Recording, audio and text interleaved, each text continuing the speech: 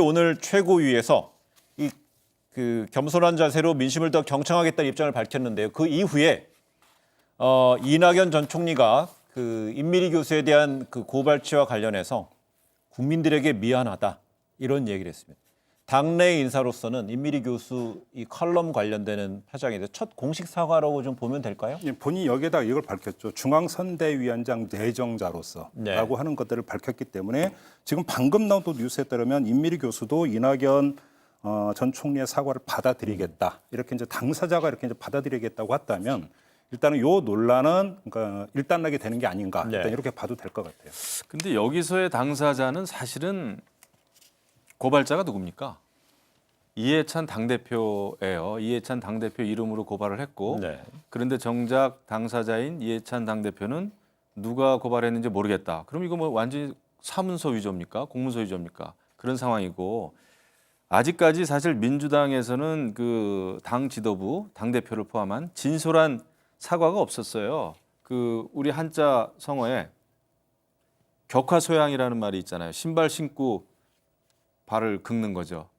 긁을 수가 없죠. 그러니까 직접적으로 임미리 교수 사건에 대해서 국민께 사과를 하고 사죄를 드리는 것이 좋은데 아직까지도 그런 사과가 제대로 한 번도 없었다. 그래서 결국 야 이거 민주당 또 문정권 사람들은 사과나 반성하지 않는 DNA가 있는 거 아니냐. 이런 이제 비판이 지금 진보 진영 내에서 엄청나게 나오고 있어요. 그러니까. 제가 이제 이 말씀만 드릴게요. 이거는 제가 볼 때는 정파를 걸려서 그러니까 싸울 성질의 문제는 저는 아니라고 해요. 국민의 보편적인 어떤 그 표현의 권리, 그다음에 어떤 참정권에 해당하는 문제이기 때문에 정파는 있을 수 없다고 생각을 하는데 이걸 선거를 앞두고 정책으로 키우면은요 다시 부메랑이 될 수가 있어요. 무슨 이야기냐면 자, 한 교수가 신문에 칼럼을 썼는데 투표합시다. 민주당만 빼고 이게 아무 문제가 없다고 이렇게 해서 하는데도 민주당이 고발했으니까 민주당을 정책으로 성토를 해요.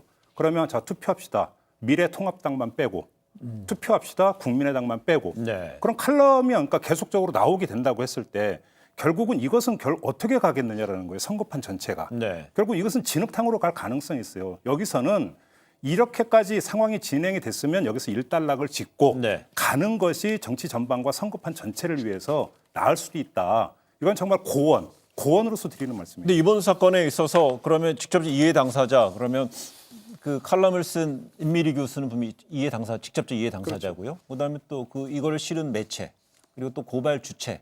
그래서 우선은 이제 해당 임미리 교수는 이낙연 그 전 총리의 사과를 받아들이겠다고 했어. 여긴 정리가 됐다고 보여지는데요.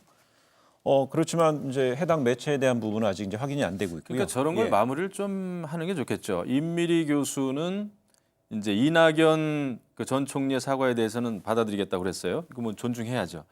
그런데 그런 분위기는 우리가 있지 않습니까? 지금 소위 그 열렬 지지층들, 문정권에 대한 열렬 지지층들이 무슨 운동을 좀 벌이고 있죠? 내가 대신 고발해 줄게. 뭐 이래가지고 대신 그냥 고발을 하는 거예요. 계속. 예? 이렇게 고발하면서 임미리 교수의 신상 털기를 지금 하고 있지 않습니까? 이런 거에 대해서는 사실 민주당 내에서도 지도부가 이런 것은 정말 자제해야 될 일이다. 네.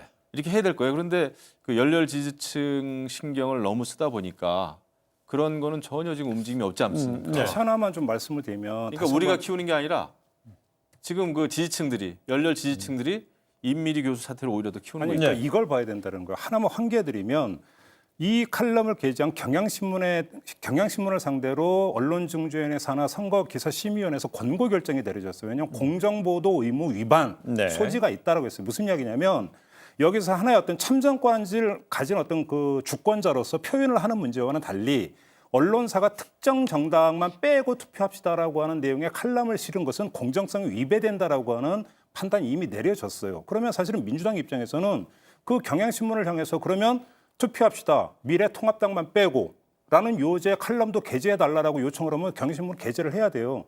그러니까 그 언론중재의 판단에 따르면 그럼 미래통합당에서도 가만히 있어야 돼요. 아무 얘기하면 안 돼요. 이런 식으로 자꾸 가면 제가 좀 전에 말씀드렸던 것도 이런 식으로 가면 선거판 자체가 어떻게 되느냐는 네. 얘기를 제가 그래서 드리는 거예요. 네, 그럼 이번 사태에서 문제 해결할 수 있는 키는 누가 지고 있다고 봅니까? 이거는 아무래도 이해찬 당대표죠. 왜냐하면 언론중재위 말씀하셨는데 저도 이 임미리 교수의 민주당 빼고라는 칼럼은 굉장히 지나칩니다. 그리고 언론중재위에서도 이런 것은 문제가 있다고 또 얘기를 했잖아요. 저는 그 판결이 존중돼야 되고 맞다고 봐요. 다만 공당에서 이 교수의 칼럼을 바로 검찰에 고발했다는 것 때문에 지금 문제가 되는 거예요.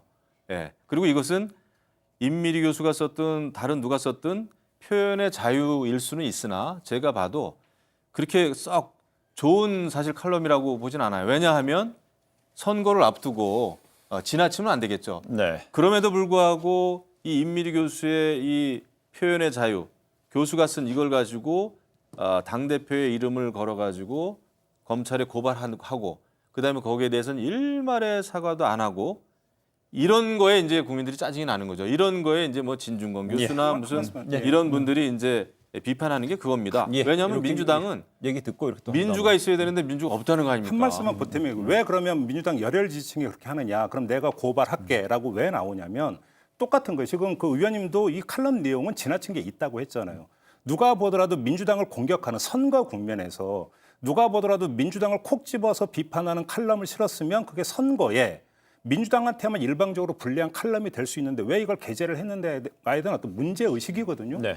그런 점에서 민주당을 지지하는 지지층 입장에서는 최소한 공정성이 담보가 돼야 되는데 안 됐다라고 하는 문제의식을 가질 수 있는 거예요. 거기다가 또 애매모호한 이건 법리 문제로 들어가기 때문에 제가 그 말을 아꼈습니다만 이것이 그러면 공직선거법 위반 소지가 있느냐 없느냐 네. 칼럼의 내용이 여기로까지 얘기 들어가면 쳇바퀴 도니까 말씀 알겠습니다. 안 드리겠습니다만 네. 이런 문제의식까지 깔려 있으니까 왜 일방적으로 민주당만 얻어맞아야 되는데 이런 문제의식이 여기에는 깔려 있는 거죠. 알겠습니다.